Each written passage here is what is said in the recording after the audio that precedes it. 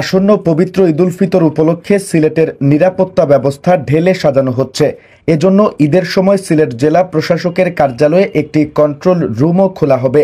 এছাড়া মানুষের ভোগান্তি, চুরি ও ছিনতাই রোধ ও যানজট নিরসন সহ আইনশৃঙ্খলা পরিস্থিতি নিয়ন্ত্রণে অতিরিক্ত পুলিশ মোতায়েন করা হবে। বৃহস্পতিবার সিলেটে জেলা প্রশাসকের সম্মেলন কক্ষে পবিত্র ঈদুল ফিতর উদযাপন উপলক্ষে প্রস্তুতিমূলক সভায় এসব সিদ্ধান্ত গ্রহণ করা হয়েছে।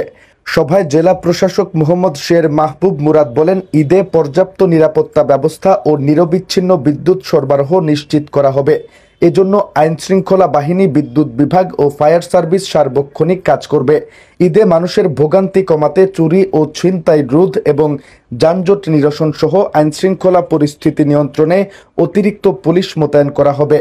ঈদের আনন্দ যেন বিষাদে পরিণত না হয়, সেজন্য অপ্রাপ্ত বয়স্করা যেন মোটরসাইকেল চালানো হতে বিরত থাকে এবং ভ্যান বা ট্রাকে সাউন্ড বক্স নিয়ে বের না হয় সেদিকে লক্ষ্য রাখার জন্য অভিভাবকদের প্রতি আহ্বান জানান জেলা প্রশাসক।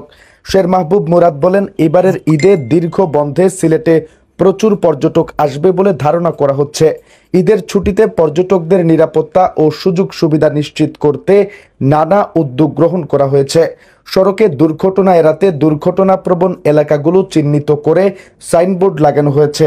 পর্যটন এলাকায় অতিরিক্ত নিরাপত্তা নিশ্চিত করতে অতিরিক্ত পর্যটন পুলিশ ও আইন শৃঙ্খলা বাহিনীর সদস্য মোতায়েন করা হবে। তিনি আরও বলেন, আবাসিক হোটেল ও রেস্টুরেন্টে যাতে অতিরিক্ত টাকা না নেয় সেজন্য নির্দেশনা প্রদান করা হয়েছে। পাশাপাশি পর্যটকরা যাতে এই এলাকায় নকল পণ্য ও কসমেটিক্স কিনে প্রতারিত না হয় সেজন্য অভিযান পরিচালনা করা হবে। বিভিন্ন বিষয়ে সমন্বয় রক্ষার লক্ষ্যে জেলা প্রশাসকের কার্যালয়ে এ সময়ে একটি কন্ট্রোল রুম খোলা হবে।